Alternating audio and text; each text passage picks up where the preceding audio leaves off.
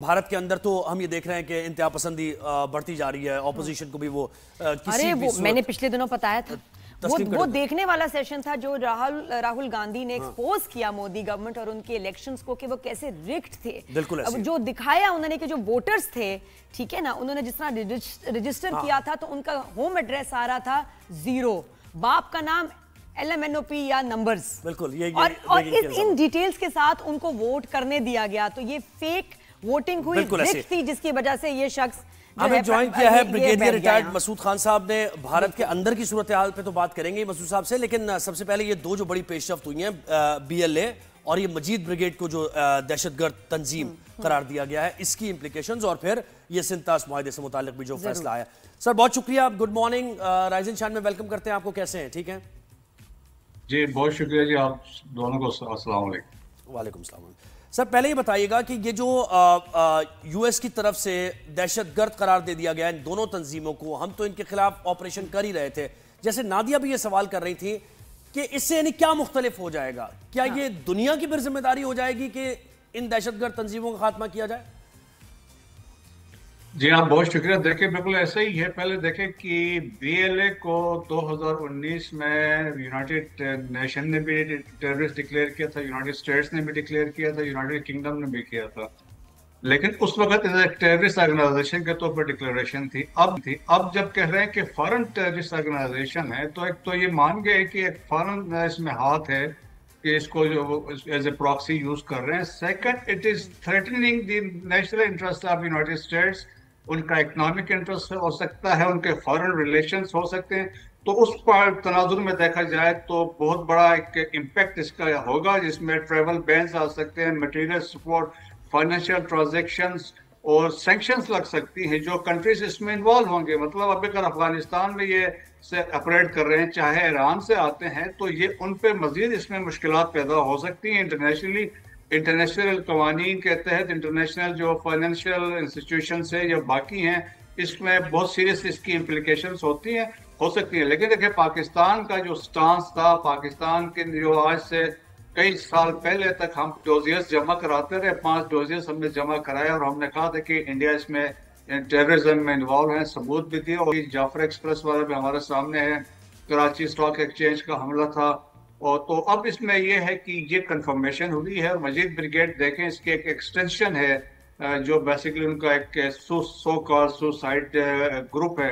तो अब इसके इम्प्लीकेशन में जो है, तो मेरे ख्याल में ओवरऑल बहुत अच्छे होंगे, हमारे लिए अच्छे होंगे। और ये एक और चीज एस्टेब्लिश हुई कि इसमें भी इंडिया का हाथ है, कुलभूषण भी, यादव भी है। और देखें, अमेरिका जब कोई भी डिसीजन लेता है तो एविडेंस बेसिस पे वो लेते हैं, और बड़े कंप्रिहेंसिव एक किस्म की स्टेटमेंट जो स्टेट डिपार्टमेंट की तरफ से आई है। सो पाकिस्तान की जो हम कहते हैं ना कि जो पिछले 3 महीनों में हमने देखा है, पाकिस्तान की कामयाबियों का एक तसलसल है और हमें अल्लाह का इसका शुक्र अदा करना। बेशक सर, ये बताइएगा कि अब इंडियन गवर्नमेंट हो, मिलिट्री हो, हर चीज़ ही डिस्टेबल नज़र आ रही है, और अभी एहतजाज पे जिस तरह राहुल गांधी, प्रियंका गांधी को अरेस्ट किया गया, उससे तो लग रहा है कि ये शदीद परेशान है और अपोजिशन बड़ी स्ट्रांग हो गई अगेंस्ट मोदी। जी हाँ, देखें, एक तो पहले तो जो इनके साथ हुआ है मार्के हक में, बुनियाद मखसूस में, जिस तरह आपने बात की है कि हमने लोकसभा में देखा, राज्यसभा में देखा, अब उनके जो थिंक टैंक्स है, जो अच्छे समझदार लोग हैं, वो बातें कर रहे हैं, सवाल उठा रहे हैं। और जिस तरीके से राहुल गांधी ने या अपोजिशन मेंबर्स ने जो सबूत के साथ बातें की हैं कि हमारे इतने जहाज गिरे हैं और जो जितने लॉसेस वहां पे हुए हैं, लेकिन आपने देखा होगा ना मोदी साहब ने कोई बात की, ना राजनाथ सिंह ने बात की, अमित शाह ने बात की है। सारी चीजें वो कवर कर गए थे और वो कांग्रेस उनका फोकस था।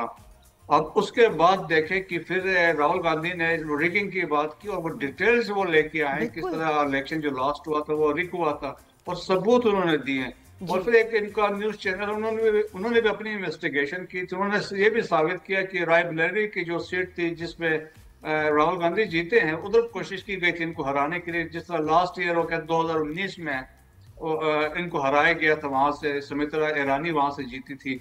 तो वो अभी सबूत आए तो मुश्किलात में है। तो दैट्स वाई कि इनके पास कुछ नहीं, हर तरफ से शिकस्त हो रही है। सो ऊपर से ट्रंप का भी प्रेशर है, डिप्लोमेटिक प्रेशर आ गया है, मिलिटरीली हमने उनको शिकस्त दे दी है। तो दैट्स वाई इतनी वो फ्रस्ट्रेशन है।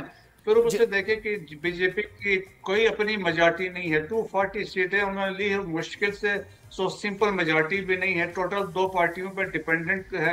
वन इज साउथ की एक पार्टी है तेलुगु देशम है, नॉर्थ की जनता दल है, इनमें से एक भी पार्टी दाएं बाएं हो जाती है गवर्नमेंट गिर जाएगी। सो वैसे भी मोदी पे प्रेशर है, ही सर हुकूमत तो गिर जानी ही चाहिए, जितने क्राइम्स नरेंद्र मोदी ने कमिट किए हैं अब तक तो ये गिर ही जानी चाहिए हुकूमत। जी हाँ, बिल्कुल ऐसे ही हालात है, जिस तरीके से वहां पे पब्लिक में भी फ्रस्ट्रेशन है, और इसके उनकी अपनी पार्टी में आरएसएस के अंदर से भी लोग, उनके जो प्रेसिडेंट है मोहन बगावत ने कहा कि जी अब इनको तो रिजाइन कर देना चाहिए, should step down. So frustration है, शिकस्त हो रही है, और वो समझते हैं कि मोदी ने लेट डाउन कराया इंडिया को। सो देयरफॉर बहुत से तज्जियाकार भी वहां पे यही कह रहे हैं, बिल्कुल एक्सपर्ट्स ये कह रहे हैं। अच्छा सर, मुझे बताएं कि द हेग में जो हुआ है, आलमी अदालत इंसाफ ने फैसला दिया और भारत को ये वाज़ेह तौर पर बता दिया कि आप ऐसा कुछ नहीं कर सकते, आर्बिट्रेरी एक्शन कोई नहीं हो सकता, वेस्टर्न वाटर्स को खोलें, आप आने दें। तो इस महाज पर भी अगर हम बात करें तो भारत की ये शिकस्त ही कहलाई जाएगी और पाकिस्तान के मौक़िफ़ की तायद की गई। बिल्कुल ऐसे ही देखिए, इंटरनेशनल कोर्ट ऑफ आर्बिट्रेशन ने जो डिसीजन दिया है वही जो पाकिस्तान का स्टांस था। उन्होंने ये वाज़ेह तौर पे कह दिया कि जी भाई हमारा जो फैसला है एक तो ये फाइनल है, दूसरा जो एक्सपर्ट्स के ओपिनियन यहाँ पे है उन्होंने कहा वो डिसीजन जो देते हैं वो that is also final. So therefore उन्होंने ये कहा कि पाकिस्तान का राइट बनता है ऑन द वेस्टर्न रिवर्स, जो आपका जो है झेलम है, चिनाब है, इंडस है, इन पर बनता है।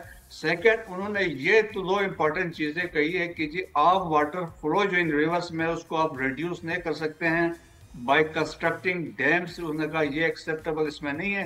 सेकंड, जो पाकिस्तान का कंसर्न था on construction of dams, Kishan Ganga बना रहे झेलम पे और रेटल डैम है चिनाब पे, उस पर भी उन्होंने कहा है कि आप डाउन स्ट्रीम पानी को इधर से भी नहीं रोक सकते हैं। सो जब तक वो क्लियरेंस आपको इंटरनेशनल कम्युनिटी या कोर्ट की तरफ से क्लियरेंस नहीं मिलती है। सो जो इंडोर्स कर दिया है हमारे जो स्टांस था, तो पाकिस्तान की यहाँ भी कामयाबी हुई, और ये कल की बात है, कल का ये फैसला पब्लिश हुआ है। तो पाकिस्तान के लिए वहां से भी अच्छी खबर है। अच्छा, मैं एक चीज आपसे इस बीएलए और इसके मामले पर पूछना चाह रहा हूं कि अब क्या यानी ऑपरेशन कोई मुख्तलिफ नौइयत के होंगे, मजीद इसमें शिद्दत आएगी, या फिर एक मौका दिया जाएगा उन लोगों को जो कि बहकावे में आ गए और उनको दोबारा से कौमी धारे में लेके आने की, जैसे हमने 10 साल पहले देखा था कि हथियार फेंके बलोचों ने और ये कि एग्रेसिवली इनको जो एलिमिनेट किया जाएगा आफ्टर दिस।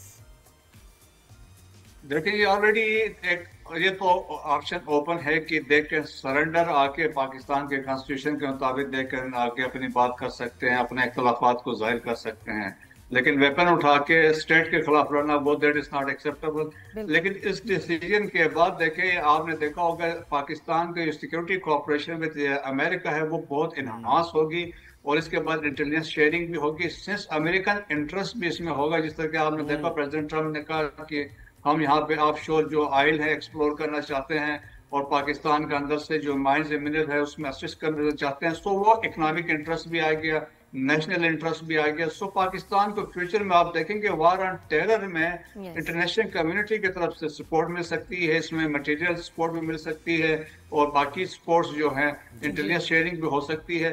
सो मेरे ख्याल में मुश्किलात इंडिया के लिए भी बढ़ गई हैं, अफगानिस्तान के लिए भी मुश्किलात होंगी, तो सम एक्सटेंट ईरान के लिए भी होंगे, as long as they afraid from their hideouts. अच्छा, इससे हम ये तो बात वाज़ेह है ना कि इससे हम ये तो ना समझे एज ए पाकिस्तानी के अफगानिस्तान से मुताल्लिक जो अमेरिका का स्टैंड था हम कहीं उसकी तरफ झुक जाएंगे और फिर वो एक वॉर ऑन टेरर की सूरत हाल ओवरऑल बन जाएगी, ऐसा तो नहीं है ना सर? बिल्कुल ऐसी कोई बात नहीं है। देखिए पाकिस्तान ने भी देखना, हम हमारा ये मानना है पाकिस्तान का ए पीसफुल स्टेबल अफगानिस्तान का मतलब ये है पीसफुल स्टेबल पाकिस्तान। सो हम तो चाहेंगे वहां पे स्टेबिलिटी है। दैट्स वाई हमारी कोशिश है कि Afghan government, Afghan Taliban they must realise कि अभी भी लोग वहां से ऑपरेट कर रहे हैं, अभी भी वहां की फैसिलिटेशन है। पहले देखे खात जो इनके इंटेलिजेंस एजेंसी थी 70s में, वो अर्ली 80s में, फिर एनडीएस थी, अब जीडीआई भी सपोर्ट कर रही है, फितरल ख्वारिज को भी सपोर्ट कर रहे हैं और फितरल हिंदुस्तान को भी कर रहे हैं, and we have given the evidence to international community. तो अब हमने पॉजिटिव सिग्नल्स देखे हैं फ्रॉम अफगानिस्तान से, तो हम उम्मीद करते हैं कि लेकिन कुछ बेहतरी की तरफ अफगानिस्तान से, क्योंकि चाइनीज इसमें फुल इन्वॉल्व है। अभी रिसेंटली मेरे ख्याल में एक होने जा रही है एक ट्राइलेटरल मीटिंग अगेन बीजिंग में, जिसमें पाकिस्तान, चाइना और अफगानिस्तान उसमें अटेंड करेंगे।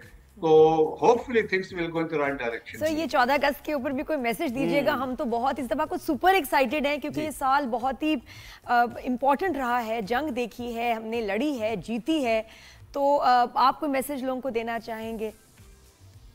एक तो बात यह है कि जो बाबाए कौम थे या हमारे उस वक्त के लीडर्स थे तहरीक आज़ादी के लिए, उनको खराज अकीदत हमें पेश करना चाहिए। That is one thing.